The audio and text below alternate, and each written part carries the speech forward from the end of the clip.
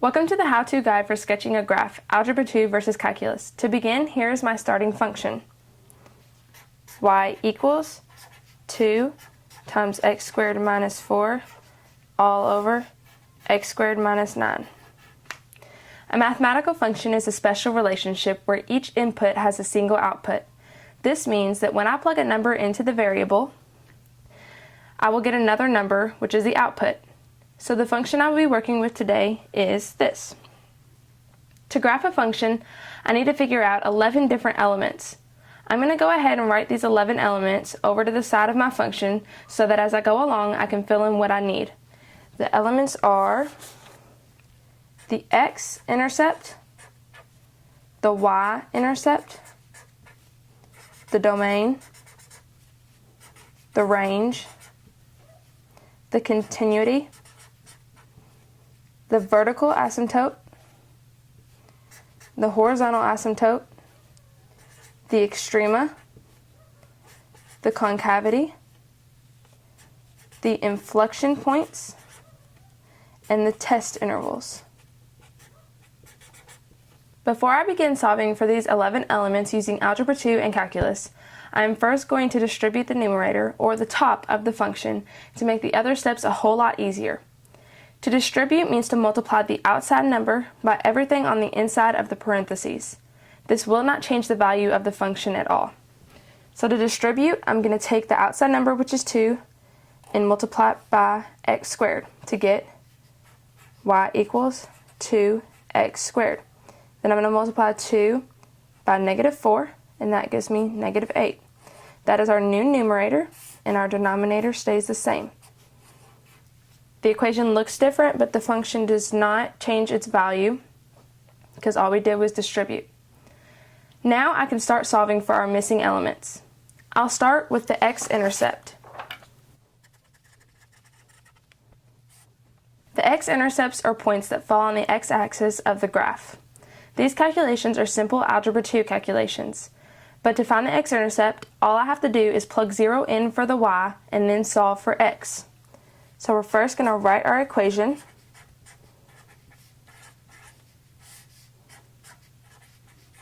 And then, like I said, we're going to plug 0 in for y and solve for x. So 0 equals 2x squared minus 8 all over x squared minus 9. To get x by itself and to solve for x, we're going to cross multiply. So 0 times x squared minus 9 is 0. We can put 0 over 1 because it doesn't change its value, and we'll multiply 1 times 2x squared minus 8 to give us 2x squared minus 8, because anything times 1 is itself. Now we just have to do simple algebra to solve this. We're going to add 8 to both sides of the equal sign, because whatever you do on one side, you do the other. So we're going to get 8 equals 2x squared. Now I'm going to bring that up here. And to get x by itself, we're going to divide both sides by 2. 8 divided by 2 is 4. 2x squared divided by 2 is just x squared. To get rid of the squared, we're going to square root both sides. The square root of 4 is 2 plus or minus 2. And the square root of x squared is x. So our x-intercepts are 2, 0, and negative 2, 0. We're going to go ahead and plug that back in on our first sheet so that when we graph, we'll know exactly what we need to graph. Next, I will find the y-intercepts. To find the y-intercept, I do the exact same thing that I did to find the x-intercept, except I plug 0 in for x and solve for y. So we're going to go back to our original equation, the distributed equation, and we're going to plug 0 in for the x. So y equals 2 times 0 squared minus 8 all over 0 squared minus 9. So y equals 0 squared is 0, times 2 is 0, minus 8 is negative 8, all over 0 squared is 0, minus 9 is negative 9. A negative over a negative always equals a positive, so we're going to reduce this to 8/9. So our y-intercept is 0 and 8/9. We're going to go back to our first paper and plug that in for when we graph. After finding the x and y intercepts, next I will find the domain. The domain tells all the possible values of the x-axis. To find the domain, I must set the denominator of the equation, or the bottom of the function, to 0 and solve. Whatever number I get is what x cannot equal. We're going to go back to our original equation and like I said, we're going to take the denominator, which is the bottom of the equation, x squared minus 9, and set it equal to 0. And whatever number I get is what x cannot equal. So we're going to use our algebra skills and get x by itself. So first we're going to add 9 to both sides of the equal sign. X squared equals 9. We're going to square root both sides to get rid of the squared. They cancel and x is by itself, and the square root of 9 is plus or minus 3.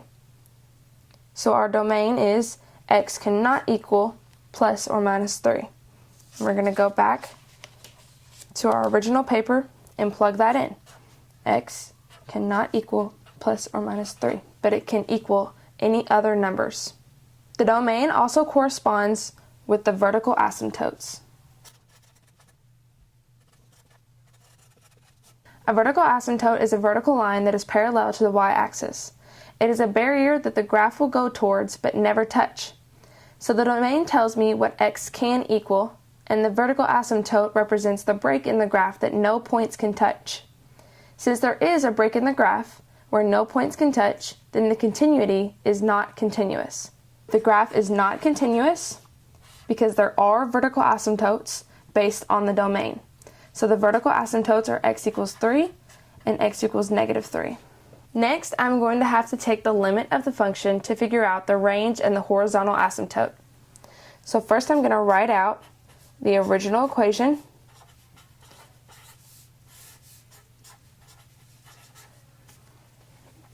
When I'm finding the limit, I'm trying to find another barrier on the graph that it will go towards but never touch.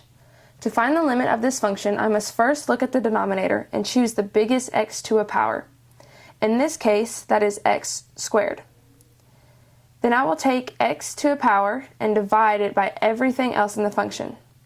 So our x to a power is x squared. That's our biggest one in our denominator. So we're going to divide x squared by everything. Y equals 2x squared over x squared minus 8 divided by x squared all over x squared divided by x squared minus 9 divided by x squared. First, you must know one rule about limits. If there is ever a constant number over x to any number, it's automatically 0.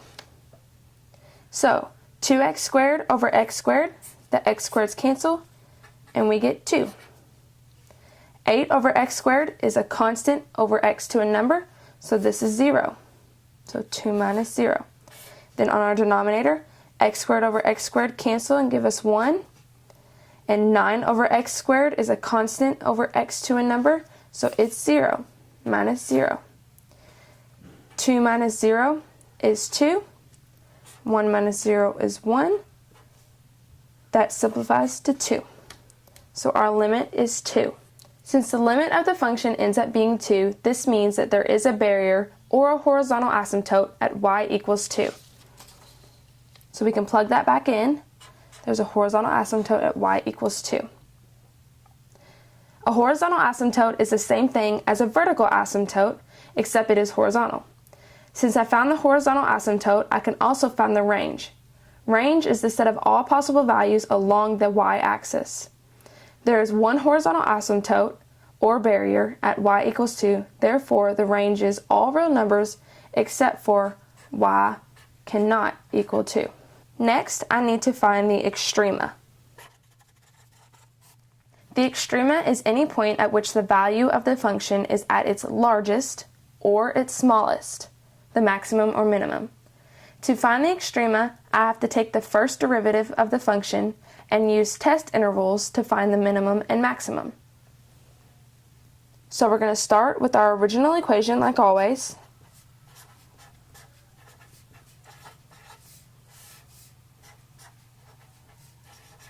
Then we're going to take the first derivative.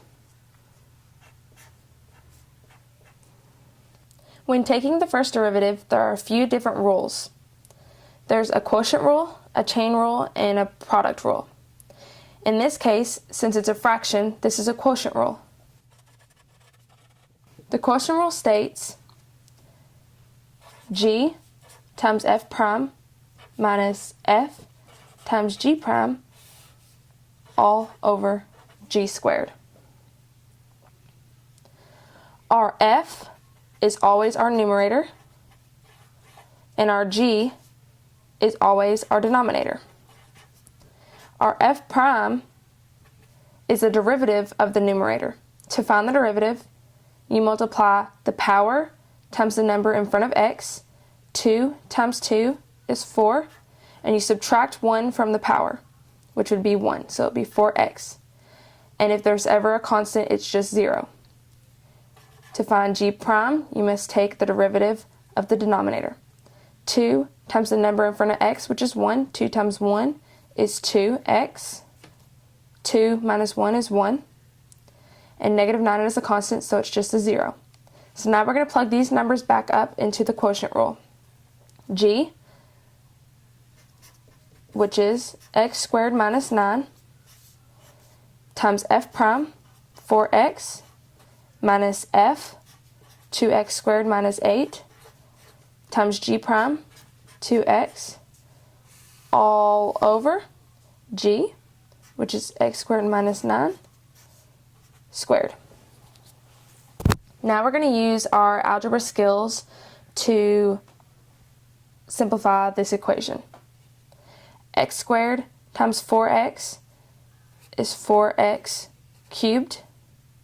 Negative 9 times 4x is negative 36x.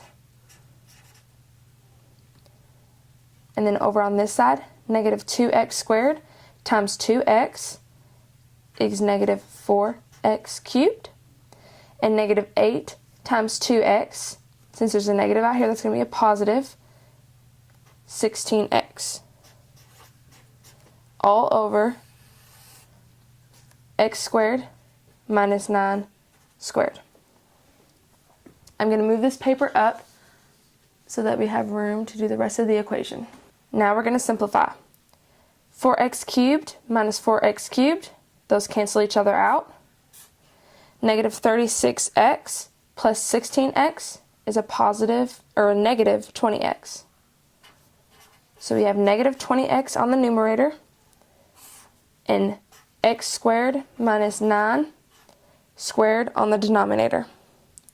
This is our first derivative of our original equation. We are still trying to find the extrema, so to keep on finding this, now we have to set the numerator and the denominator of our first derivative to 0. Negative 20x equals 0, and x squared minus 9 equals 0. These are simple algebra equations, so we're going to try to get x by itself by dividing both sides by negative 20. Negative 20 divided by negative 20 cancel each other, so we have x by itself. 0 divided by anything is 0. This is one point of the extrema. Now we're going to do the same thing for the denominator. Add 9 to both sides. X squared equals 9. Square root both sides to get rid of the squared.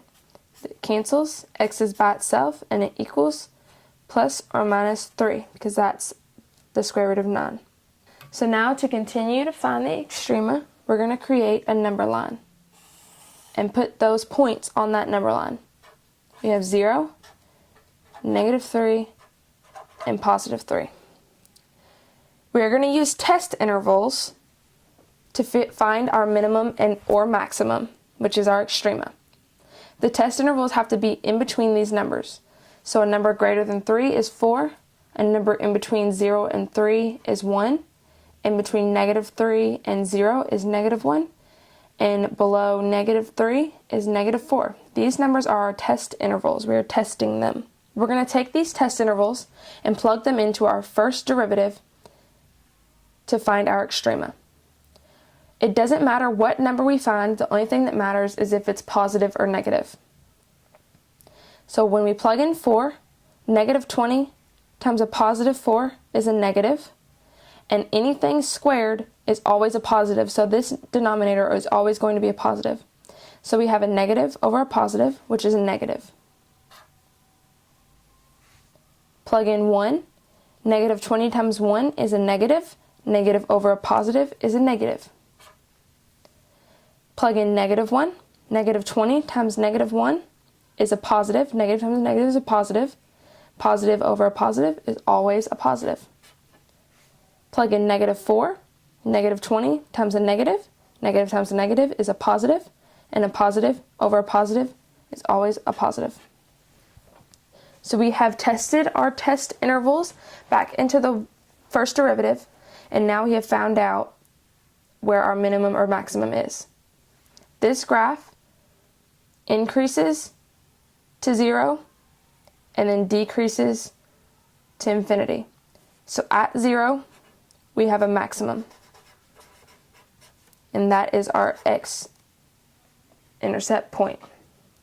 To find our y, to figure out exactly what the maximum is, we have to plug 0 back into the original equation, which we have already done with the y-intercept. For our answer, we got 8/9, so we know that our maximum is 0.8/9.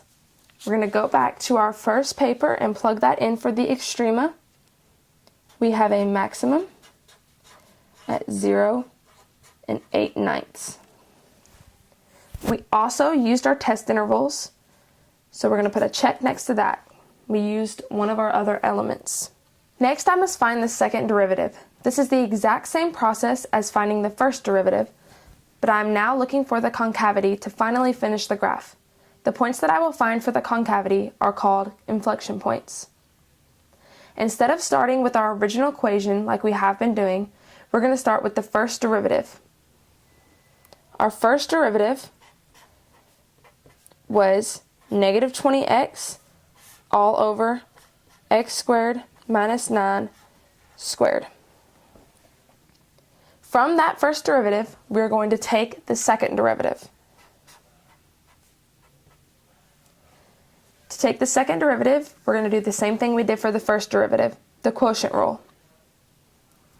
So our f, which is always the numerator, is -20x. Our g, which is always the denominator, is x squared minus 9 squared. Our f prime, which is the derivative of the numerator, is you take the power, which is 1, times -20, you get -20, and then the power minus 1, which is 0, so the x goes away, so it's just -20. Then to find g prime, you take the derivative of the denominator. In this case, we're going to have to do the chain rule. 2, we move it to the front, times whatever is in the parentheses, times the derivative of the inside, which is 2, bring it to the front, is 2x, 2 minus 1 is 1, and -9 is a constant, so it's 0. 2x times 2 using algebra is 4x, and then the parenthesis stays the same. That is our g prime. Now we do the quotient rule, which, like I said before, is g, x squared minus 9 squared, times f prime, minus f,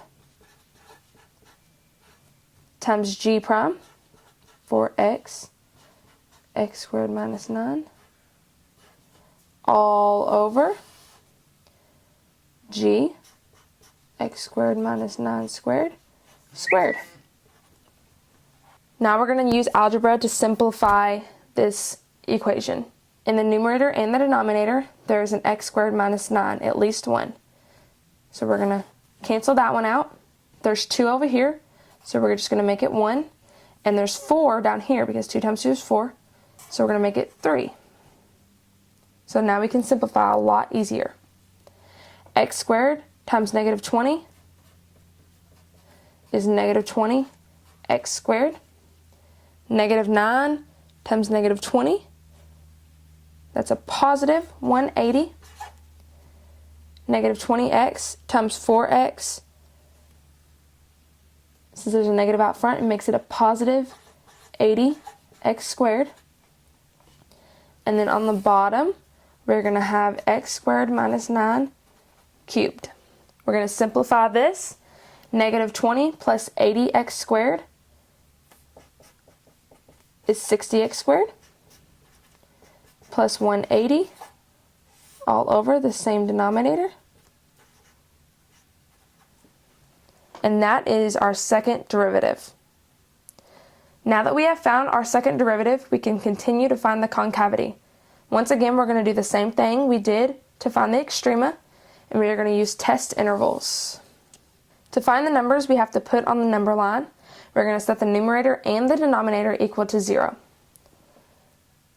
60x squared plus 180 equals 0, and x squared minus 9 equals 0. We're going to use algebra and subtract 180 from both sides. 60x squared equals negative 180. Divide both sides by 60 to get x by itself. X squared equals negative 3. And when we square this, square root both sides, you cannot square root a negative 3. It ends up being imaginary, so that will not work. So we're just going to go over to our denominator, add 9 to both sides. X squared equals 9. Square root both sides. The square root and the squared cancel, and we get x equals plus or minus 3. So on our number line, we're going to test negative 3 and positive 3. First, we need to pick some test intervals, which we got to pick a number above 3, which we'll pick 4, in between negative 3 and 3, which we'll pick 0, and below negative 3, which we will pick negative 4. We're going to take these test intervals and plug them into the second derivative. Once again, it doesn't matter what the actual answer is, it only matters if it's positive or negative, which makes it a lot easier. So first we're going to plug in 4. 4 squared is a positive, times 60 is a positive, plus 180 is a positive. So on top we have a positive. On bottom, 4 squared is 16, minus 9 is a positive, cubed will be a positive on the bottom. So for 4 we have a positive. Let's plug in 0. 0 squared is 0, times 60 is 0, plus 180 is a positive. So we're going to have a positive on top. And on bottom, 0 squared is 0, minus 9 is negative 9. A negative cubed is a negative. A positive over a negative is a negative. Let's plug in negative 4. Negative 4 squared is a positive, times 60 is a positive, plus 180 is a positive. Negative 4 squared is a positive 16, minus 9 is a positive cubed is a positive. So we have a positive over here. So now that we have plugged in our test intervals, we can now find the concavity. Our graph is going to concave up from negative infinity all the way to negative 3, one of the points we found. It's also going to concave upwards from 3 to positive infinity, because those are where our pluses are. Our graph is going to concave down from negative 3 to 3, where this negative sign is. So let's plug that in to our original paper. It's going to concave up from negative infinity to negative 3, and negative 3 and 3 to infinity, and concave down from negative 3 to 3. These points that we found were called the inflection points. So we're going to go ahead and put a check mark next to inflection points to show that we have finally found all 11 elements to our graph. So now we can finally graph. To start our graph, we're going to go ahead and draw our x and y axis. Now all we have to do is start plugging in the numbers that we found earlier. For the x-intercepts, we got 2, 0, 2, 0. We got negative 2, 0. For the y-intercepts, we got 0 and 8/9. 0 and 8/9 is less than 1. For the domain, we got all real numbers except for x cannot equal plus or minus 3. So on our x-axis, it cannot equal positive 3 or negative 3. This is also our vertical asymptotes.